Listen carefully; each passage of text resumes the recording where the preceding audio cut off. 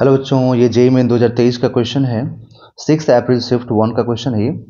A small block of mass 100 gram is tied to a spring of spring constant 7.5 newton per metre and length 20 centimetre.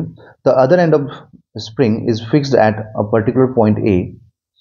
If the block moves in a circular path on a smooth horizontal surface with constant angular velocity 5 radian per second about point A, then tension in the spring is। ठीक है, tension क्या होगा ये आपको बताना है। ठीक है, तो मैं आपको पूरा क्वेश्चन पहले समझाता हूँ जो भी बोला गया यहाँ पर। आपसे बोला गया कि यहाँ पर एक स्प्रिंग है, ठीक है, जिसकी लेंथ कितनी है 20 सेंटीमीटर है, मतलब कि 0.2 मीटर है।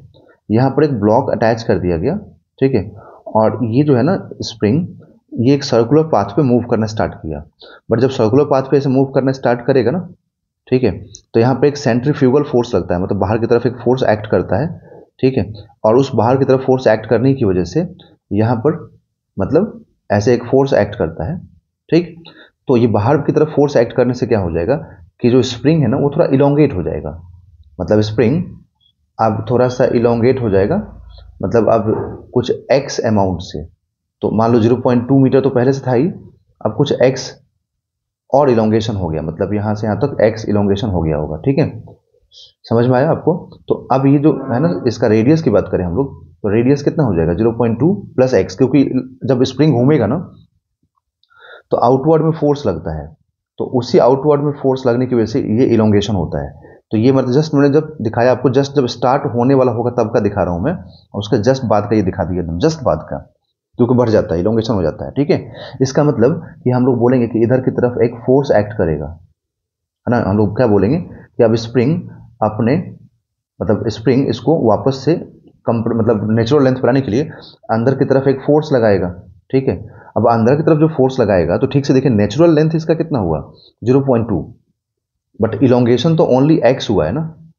ठीक है, तो स्प्रिंग फोर्स कितना फोर्स लगाएगा के एक्स लगाएगा। ठीक है, अब ये रोटेट कर रहा है, इसका मतलब हम लोग क्या लिखेंगे क्लियरली यहाँ पर कि रोटेट कर रहा है, दैट मीन्स कि इस स्प्रिंग के अंदर जो मतलब जो टेंशन जनरेट होगा वो के एक्स होगा। ठीक है, और यही जो के एक्स है यही तो रिस्पॉन्सिबल इसको रोटेट कराने के लिए। समझ में आया? क्लियर हुआ? तो आप यहाँ पे सीधे बोलेंगे कि यहाँ पर नेट फोर्स जीरो है। अब देखो दो चीज़ें हैं, मैं आपको समझा दूँ।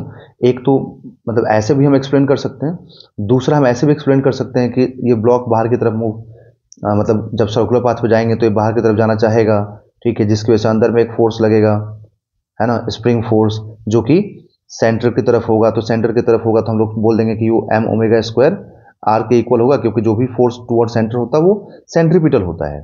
तो एक ऐसे भी हम एक्सप्लेन कर सकते हैं, और एक ऐसे बोल सकते हैं कि बाहर की तरफ जा रहा बिकॉज सेंट्रीफ्यूगल फोर्स काम करता है, जैसे कि सूडो फोर्स होता है ना, उस टाइप से सेंट्रीफ्यूगल फोर्स। ठीक है, तो इसका मतलब ये दोनों फोर्स आपस में एक दूसरे को क्या कर लेंगे, बैलेंस कर लेंगे, और सर्कुलर पाथ पे ये यूनिफॉर्म स्पीड से घूमते रहेगा।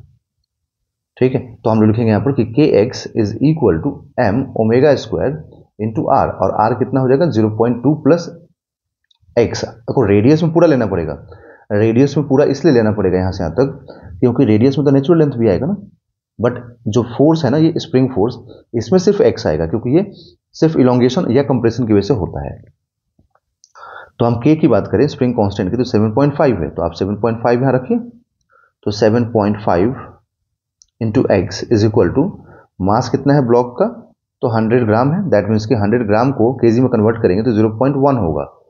ठीक है, ओमेगा देख लेते हैं, ओमेगा कितना दिया हुआ है हम लोगों को 5 रेडियन।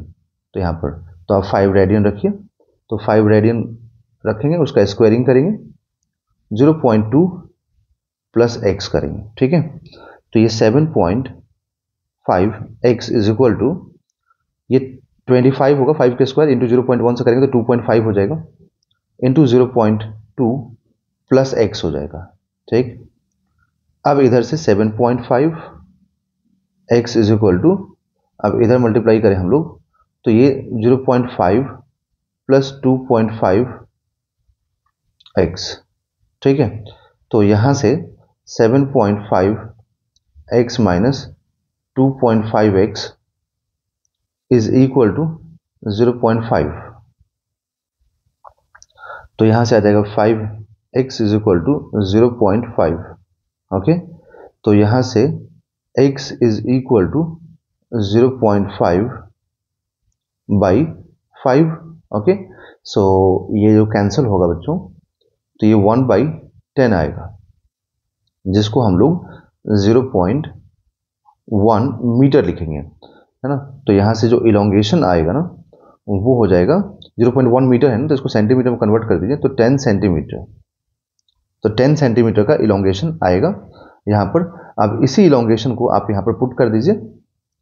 ये जो टेंशन पूछा है इसमें कि स्प्रिंग में कितना टेंशन होगा, तो जो टेंशन होगा तो स्प्रिंग फोर्स के बराबर है, तो ये kx है, और k कितना है, 7.5 है k का वैल्यू। तो यहाँ पर x 0.1 पुट कर दीजिए, तो 0.75 न्यूटन आ जाएगा। तो टेंशन जो आएगा वो 0.75 न्यूटन आएगा। That is option number 2 is a right answer.